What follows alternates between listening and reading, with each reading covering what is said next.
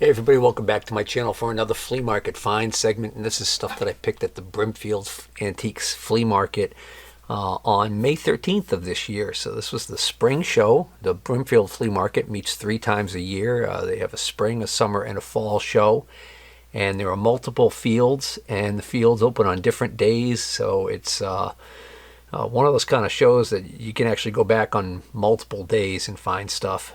But this particular spring show, I wasn't able to get back. I had other business engagements and things that I couldn't get out of, and so I only was able to shop the opening day on some fields, which was a Tuesday. So let's dive right in. There was a guy who had a tent and just stuff piled all over the tables, and he just had signs everywhere saying that every item in the tent was $2 each.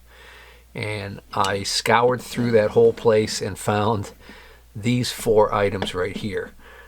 This appears to be some sort of a gear puller. I think there was a name on this, if I'm not mistaken. No, it's unmarked. I don't know why I thought that this had something on it, but anyways, it was only $2, so I grabbed that.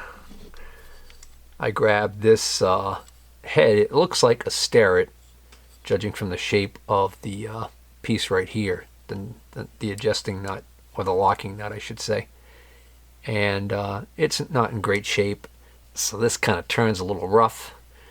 And the other issue with this is that it's missing a thumb screw right there to lock this in position. This is a kind of an early one though, but I figured for $2 I'd take it even just for this adjusting or this locking nut with the other piece there, because I think I have some of these that might be missing that. Here's a little sign bar. A little looks like it was shop made. Somebody made that as a project, but I mean, sign bar for $2, even with the surface rust, is probably worth it. And the last item is actually a mystery item, but I noticed that it's got the Brown and Sharp symbol on it, and it's something I've never seen before, so I figured for $2 I gotta grab it and find out what it is. So this shaft rotates, and it's got this rubber tip on it, so my first thought was it's a tachometer. You know, it's a little hand tachometer. But the weird thing is, I would have expected this to be a dial that rotated or something, or, oh wait a minute, what do we got here? Oh, I didn't even notice that. Oh, cool. So we've got a couple of slots here. Okay, so we've got 2 sets of numbers. Huh, so it's a Brown and Sharp 746. Let's see if we can't look that up. Well, yeah, that's exactly what this is. This is a Brown and Sharp vest pocket speed indicator, they called it. Apparently, originally it came with 2 different interchangeable rubber tips, and I found this in a old advertisement in a copy of Popular Mechanics magazine from September of 1929. So I don't know how many years they made this thing, but this is an oldie. It seems to actually still work. I mean, it's probably very simple in design. So I don't know, kind of a neat little thing. Hopefully it's worth more than the $2 I paid. Speaking of Brown and Sharp, this was probably one of the better buys of the day. I got this for $20, and it's in a really early case. Look at this style clasp that's on this thing. If that doesn't scream wicked old, I don't know what does. But what's in here is this nice little tool. And what this is a Brown and Sharp model 580. I believe this is a gear tooth vernier gauge. So sometimes you see gauges that look like this, and they're cutter clearance gauges, but those aren't as valuable as the gear tooth ones. So I took a chance on this, even though it's not sterret, because it's in excellent shape, and it's got the original case, which is kind of neat. And I'm glad I did take a chance on this, because there's one of these on eBay right now as we speak that has a opening bid of $99.99.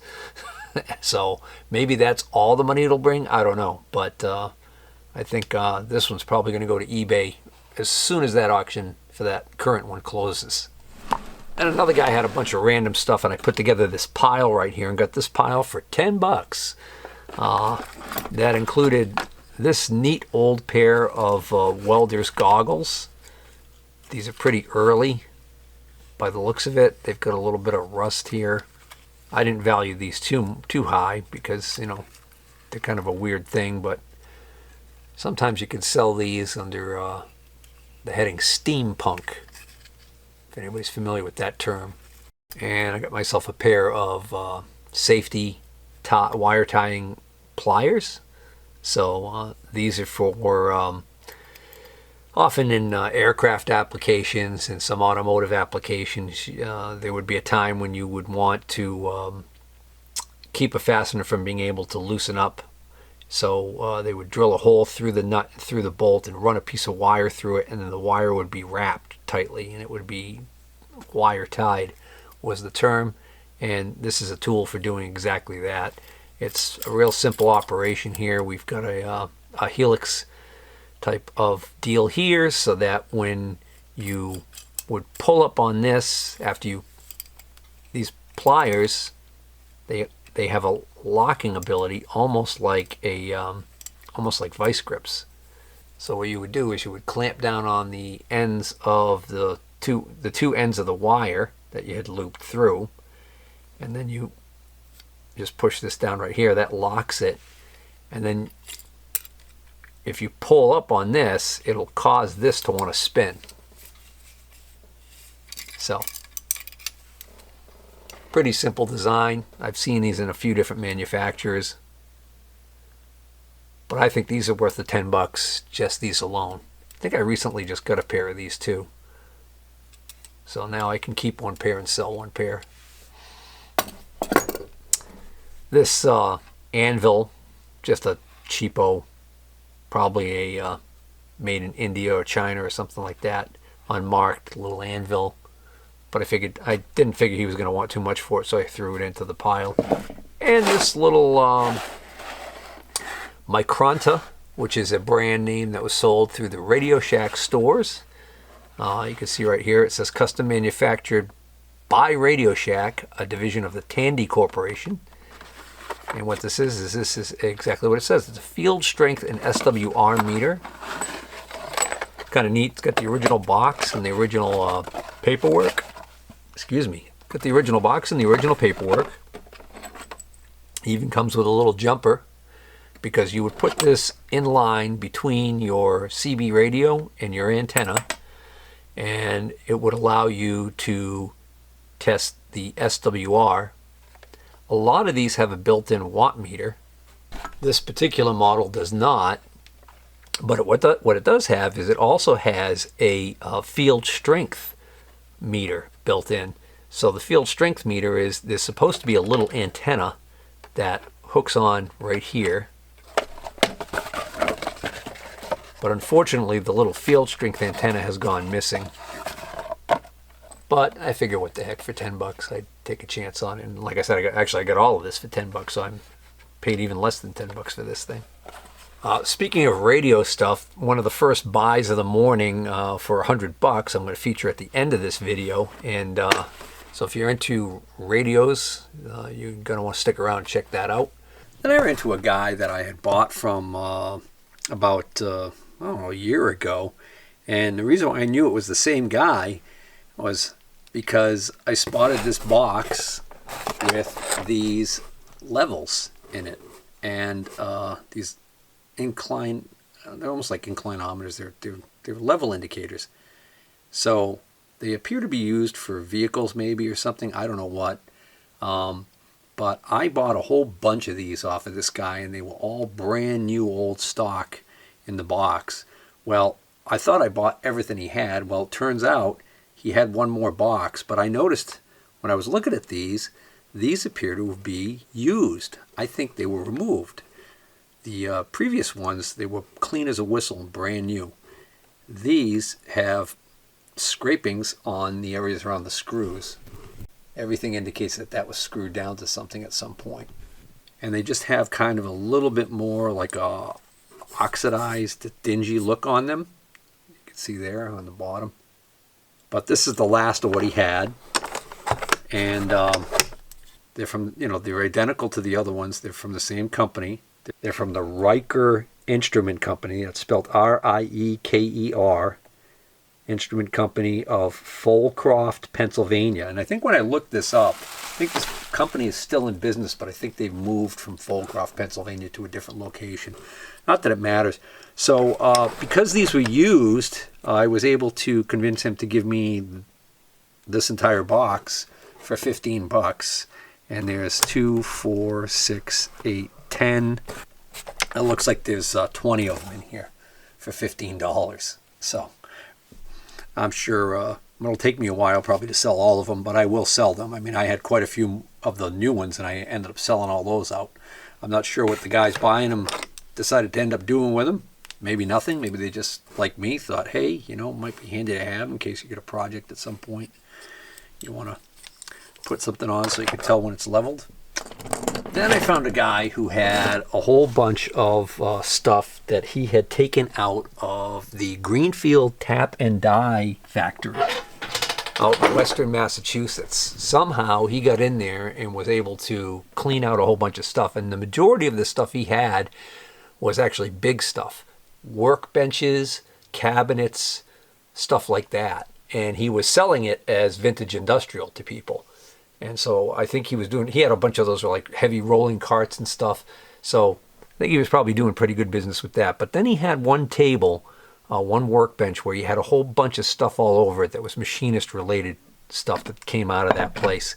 And one of the deals I put together was he had a whole pile of micrometers. And I went through all of those micrometers. A lot of them were really old, basic micrometers. I don't get a lot of money for those on resale, so I wouldn't offer much for those anyways. But I did go through and pick out any micrometers that either looked interesting or just were in really good shape. Put together this pile of 9 micrometers and got it for $50. So let's see how I did. So this is a nice Starrett 436 common number micrometer. This is a 5 to 6 inch. It's got the ratchet thimble on it. The lock does work. Does not have carbide faces. They do make this version with carbide faces, but that's okay. And it's not a tenths micrometer, but that's also okay. It was cheap enough. Speak of the devil, here is another 436 5 to 6 inch micrometer, and this one does have carbide faces. The lock works. It is not a tenths micrometer. Let's see if I can make out the date for calibration on this. This was due for calibration in April of 1999. Might as well get all the Starretts out of the way first, right? Here's another carbide-faced 436, 2 to 3 inch. Okay, so this one is a tenths micrometer. So this one has the extra vernier on it. So on the thimble, you see those lines right there? Those are vernier lines so that you can actually get one more decimal place of resolution when you're making your measurement. And last, we've got a nice 1 to 2 inch. This is not a tenths, and this is not carbide face, so got quite a little different assortment here. Then I got picked up 3 of these Mitutoyos because these are the ones that have these super sharp needle points to them. So this particular one is a 112/190. So even though it's missing the lock right here, I still snagged it because of the fact that it's a specialty micrometer. Here's the same thing basically, a little bit dirtier looking, but this one has the lock still present. And here's a third one that's also got the lock. And the last 2 are also Mitutoyos. This one's just a plain old 1 to 2 inch Mitutoyo. Kind of dirty. But it's got carbide faces. The lock works. The ratchet works. Kind of dirty, but it's got carbide faces. The lock works. The ratchet works. Be a nice little serviceable micrometer for somebody. And if they really need accuracy, they could always get it calibrated. And last but not least, we've got another little bit unusual one. This is a tenths direct reading 1 to 2 inch. Mitutoyo micrometer. Lock works. This is a friction thimble. So you turn this outer sleeve can turn without the thimble turning. It's got a little bit of almost like a clutch action. That's a model 193-212 in case anybody was wondering. But it actually is still working perfectly fine. Then I put together another pile of stuff from that guy, but let me just get this out of the way. This is a guy I know named Ken. He's a tool dealer, and he's a vintage tool dealer. He doesn't go out of his way, but sometimes he comes into some of the newer stuff. I say new because I mean he's like into the really earlier tools, collectible, carpentry tools, metalworking tools, all different types of tools. But he had this Mitutoyo dial indicator, and he only had $12 on it, and he even gave it to me for 10. And it seems to work perfectly fine. And these Mitutoyo dial indicators aren't, that valuable. But what is good going forward is, it's a half thou indicator, and it's actually in pretty decent shape. It seems to be working perfectly. It's a bi-directional indicator. So no matter which way I push the point, it will move. You don't have to throw a switch on the side like some of the older compact ones or Federals. Dovetails are in decent enough shape. And it's vertical, which is a little less common, so I'm fine with that at $10. So what did I get from this guy for $100? Well, for starters, I got this neat block. It's almost like nickel plated, and it's got grooves here and grooves here. I have to imagine that maybe there were some sort of almost like V-block clamps that went on this or something. I don't know. I just thought it would look cool, and I figured it wasn't going to be too expensive when I piled it with everything else. And now that I've gotten it home, I actually can see that there is a name on here. So it's got an S stamped in it, and it says Sheffield Gauge Corporation of Dayton, Ohio. So here I am thinking this is some sort of a block for mounting something to, and maybe it's actually some sort of a gauge. I don't know. I tried using the Google picture search thing, where you take a picture of it with a camera and try and find it that way. No luck there. I looked for Sheffield gauge stuff on eBay, and I do find a lot of thread gauges and stuff like that, but nothing like this. There was one guy who has a block that looks like almost as if if this was just this width all the way down and had another set of V-grooves in it down here. He's got a block similar to that, but he doesn't know what it is because he's just calling it gauge part. And he's asking for a $50 opener on it, and I doubt he'll sell it. So yeah, I don't know. But I got that, and I got this mag transfer block. This is, I believe, a Brown & Sharp. Yeah, it's a Brown & Sharp 760. These usually come in a nice wooden case to protect it. And the problem with this one is this knob does not want to turn. I don't think this is the original knob for these. I might be wrong.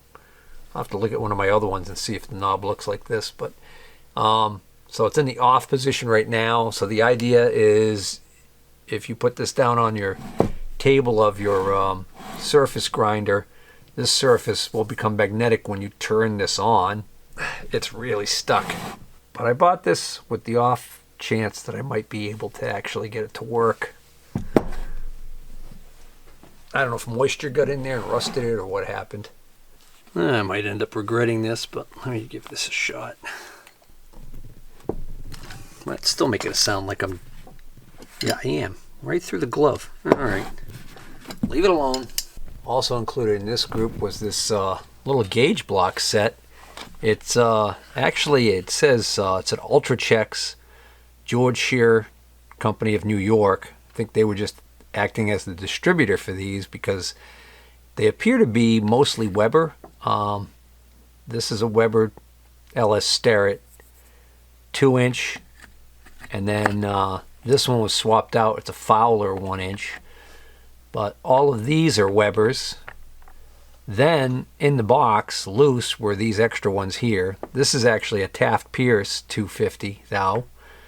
These two right here are Fonda. So this must be this bigger one. I'm guessing this is the Henry. This must be the Peter. I don't know where Jane is. And then there's these two right here that I don't know if these are just shop made or what, but they appear to be completely unmarked. This probably was an optical flat that came with this kit originally that's gone missing. This appears to be a certification. That's exactly what it is, and it's a Starrett. So it's a Starrett Weber Gauge Division Certificate of Inspection. So let's see if we can get a date off of this. So Chief Inspector. Chief Inspector, like Clouseau. All right, up in the corner here it says September 1986. Oh, I would have thought it'd be a lot older. Oh, I just realized that this no-name one, what I thought was a no-name one, is marked Taft Pierce on the side, and I can just make out 100 thou, so that can go right in there. And this extra thin one is actually also a Taft Pierce. You can just barely make out. I don't know if that's even going to come up on the camera there, but that is a Taft Pierce stamped on the side. Very tiny letters. So the last item in this group for $100 is this right here, which this is actually a pretty rare Starrett number 206 micrometer stand. So I think about a year ago I actually found one of these at the flea market, and it was missing this part right here, the actual clamp. So there's a rod on this ball that sticks up into this clamp. So there is a way to remove this, I guess. I don't know. But all I had was this base with that, and I didn't know what the heck it was when I bought it. And then I got it home and looked it up because it clearly was marked, and I realized, oh, okay, it's a micrometer stand, and it was missing that part. And I'll never find one of those, so that, I don't know where that even is, if I still have it around here or not, but that's pretty much useless.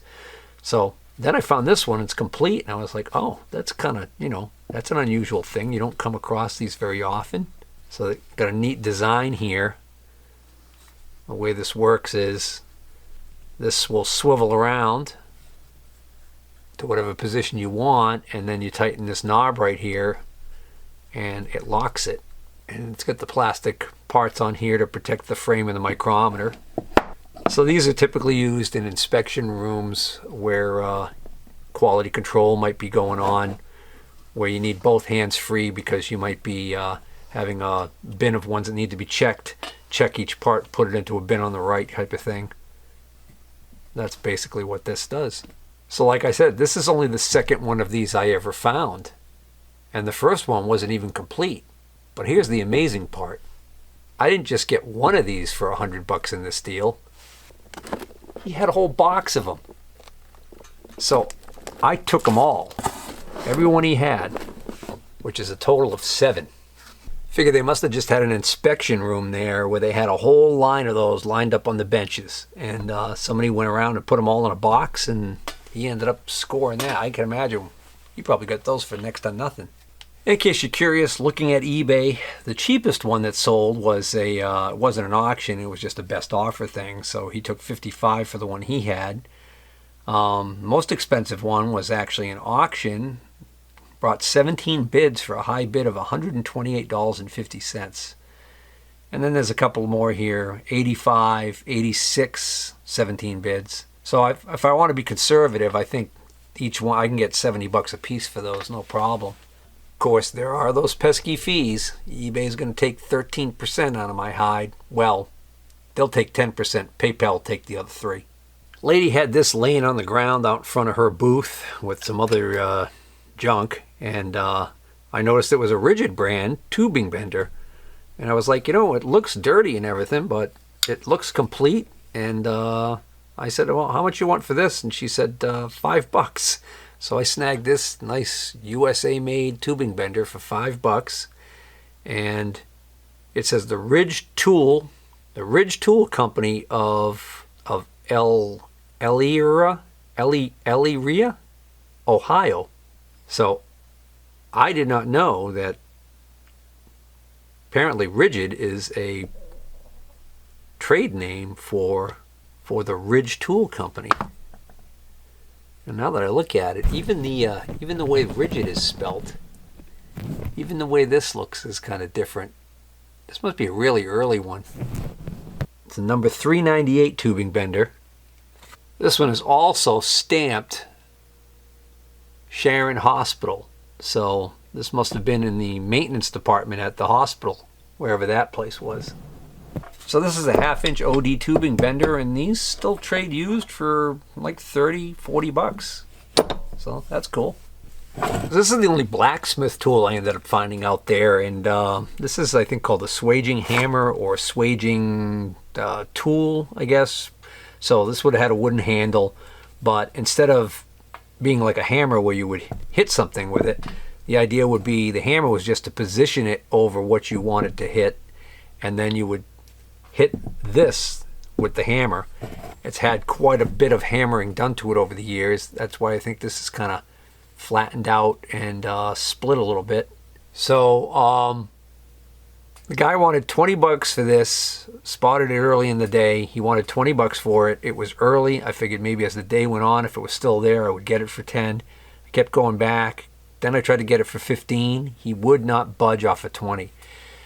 Then I ran into my buddy Ken, talking to him about tools. I mentioned to him that I saw the thing, and he thought, well, he said that's a pretty good price. He thought that this might be worth 50 or 60 bucks. So I ended up going back there before I left for the day, because it was near where I parked my car, and I gave him the 20 bucks for it. Since then, I ran into another regular buyer of my that buys tools from me, and he goes to a lot of blacksmith shows, and sometimes he even sets up and sells tools there. So if he can buy stuff from me cheap enough, he might bring it with him to the show and try and sell it there. But he explained to me that he couldn't get more than 30 bucks for it, so he'd need to buy it from me for the 20 that I paid. So to make it worthwhile. So I don't know, hopefully somebody else will want to take this off my hands for more, because I'd be happy with making the 10 bucks on it. He also told me that what would be more valuable would be if I had the other part that would actually it actually would be it would mate with this, I guess, and it would have a post that would go in a hardy hole on a anvil. So on an anvil you get those square holes. Those are called hardy holes, I think. I don't know, not a blacksmith type, but anyways, be better also if this had any markings on it, but I haven't seen anything anywhere on it. Be great if it said like it was maybe like a PEX toe or something like that.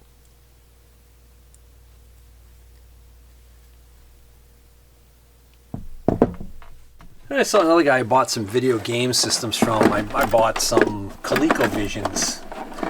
He had one that was like new in the foam still. It didn't have the cover, cardboard box cover for it, but it still had the foam insert. It was in there. It looked like it was new and fairly complete. And then another one and a bunch of games. And I put together a whole pile and bought the whole thing from him. Well, he was back this year. And lo and behold, what did he end up having? He ended up having these Atari 2600s there. He had a box of games too, but I've got plenty of games for these already. And the games were just loose. They weren't in boxes or anything, and I didn't spot anything that looked really great. So I mainly just figured I'd take the consoles off his hands for a deal. And ended up getting these two consoles with a little bit of stuff that he had with it here. One AC adapter. That looks like it's an aftermarket one. One joystick. And one game TV switch, and the two consoles for 40 bucks. So I'm into these for 20 bucks a piece. Thought that wasn't too bad, but then I ran into a guy that I see at one of the other flea markets I go to, and he's strictly a game, like he just deals in this kind of stuff. And he kind of let me know that the market on these is really softening now, so don't even know if they work. They're dirty. So I think I'm going to probably steer clear of these in the future. But the first vintage electronic item that I bought, first thing in the morning, it was still early yet. The guy was just putting it out on his table, and I spotted it. I spotted it from about like 30 feet away. And I was like, oh yeah, I got excited. Then I walked up to it, saw what it was, and the excitement faded. It's still cool. So what you're looking at is an Icom model IC-R7000 communications receiver. What I thought it was when I saw it from a distance was I thought it was a ham radio transceiver, a vintage one, which I thought, well, that'd be really cool. So for those of you who don't know, I'm actually a ham radio operator. Funny thing about that is that I just became a ham radio operator not that long ago. And I got my technician's license about a year ago. And then almost immediately, I decided to take the test and upgrade to the general. And after I got my general, I said, well, that wasn't that hard. Maybe I'll go for my extra. Well, the extra was a lot harder. At least it was for me. And I just couldn't let it go. So I just stuck with it. And so now I have my extra class license, which is currently the highest license you can possess as a ham radio operator. So what's so funny about that? Well, the funny part is I haven't even been on the air yet. I've been listening to guys through online SDRs, software-defined radios that are being sent over the internet online. Some of the ones that are kind of close to here are what I've been listening to. So I've been hearing guys having conversations out of New York, Maine, Vermont, Rhode Island, and then some of the further away stuff too. But I just haven't got my antennas and my ham shack all set up yet. So go figure. I do have one little handheld, and that was one that I got. It's a Chinese made. It's not a Baofeng, but it's another cheap one that as a congratulations for becoming a ham radio operator, they offered it to me for like $25. So I got that thing, but that handheld right there, I don't have any repeaters close enough to me for that thing to pick up. So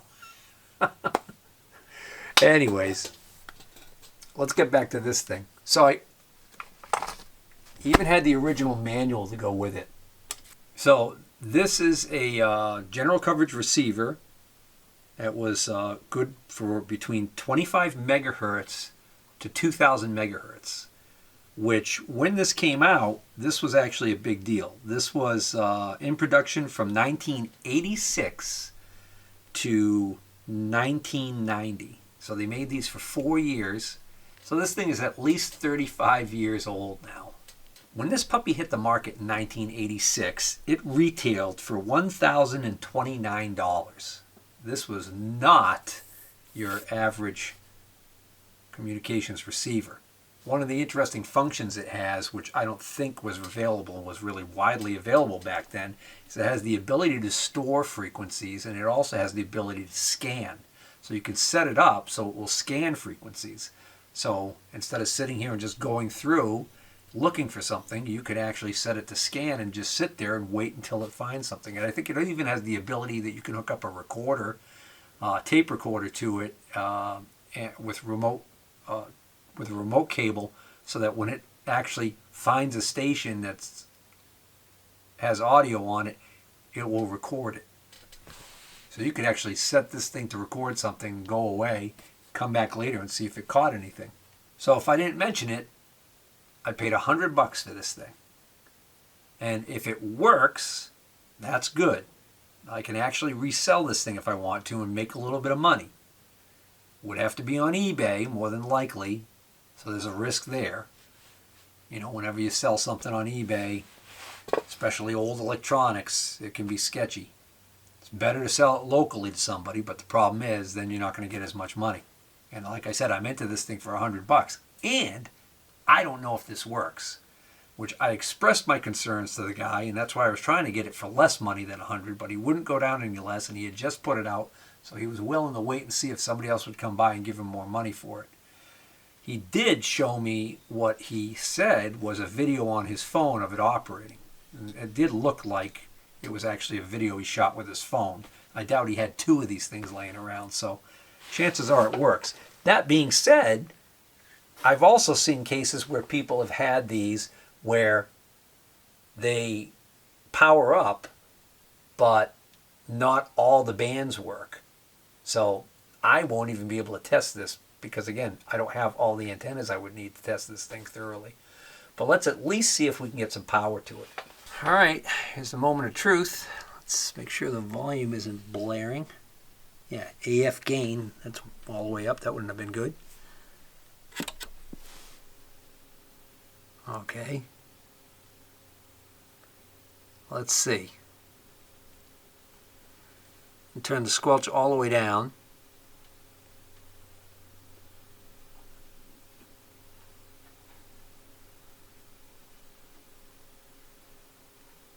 That's interesting. Why when I turn the squelch up does the meter move?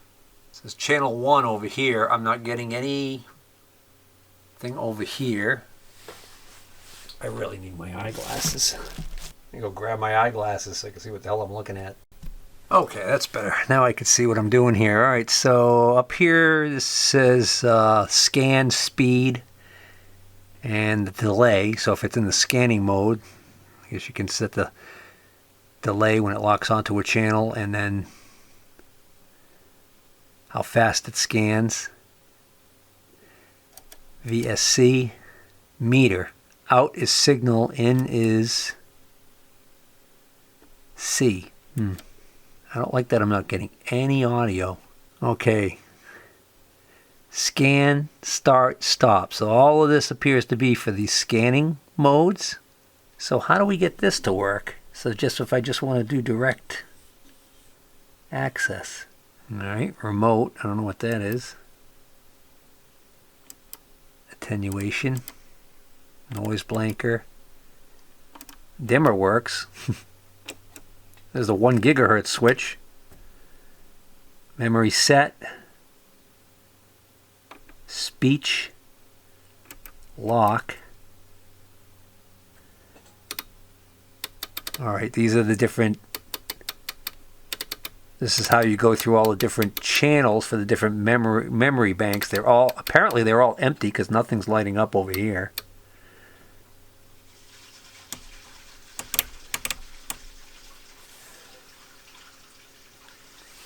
All else fails, read the directions.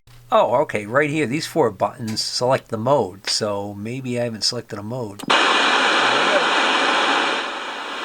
So that's AM, FM, FMR, I'm sorry, FMN, and sideband.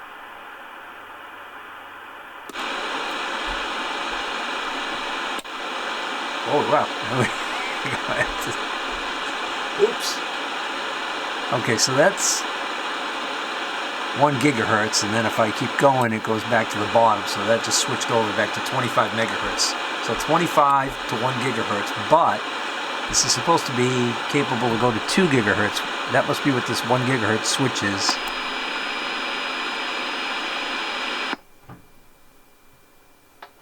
I'm going to guess that when you press this switch in, you're adding 1 gigahertz to whatever's displayed.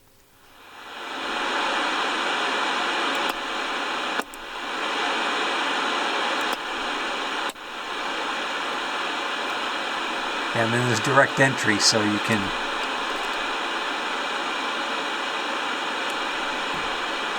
That must have been invalid. Let's see if I go 25,000. That's 2.5 megahertz, 25 megahertz. Enter. Yep, there we go. So we have direct entry mode here, and then we have manual tune. All right, let's throw a wire on here and see if we can get anything.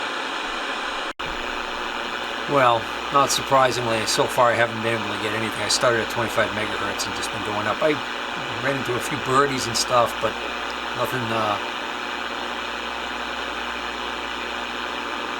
really. But I am about to enter the FM broadcast band. FM mode.